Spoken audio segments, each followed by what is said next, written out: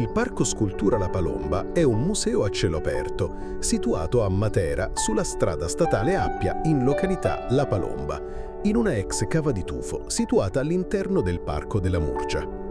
Questo museo ospita, oltre alle opere artistiche del maestro Antonio Paradiso, suo ideatore e creatore nel 2000, anche quelle di artisti come Hidetoshi Nagasawa, Luigi Mainolfi, Mauro Staccioli, Nicola Carrino ed Eliseo Mattiacci.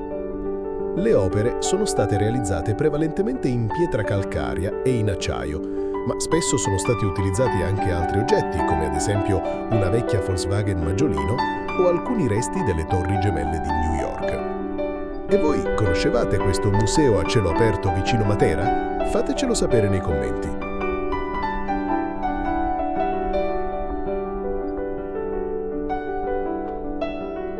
Non dimenticate di seguirci e di approfondire i luoghi che visitiamo sul nostro canale YouTube.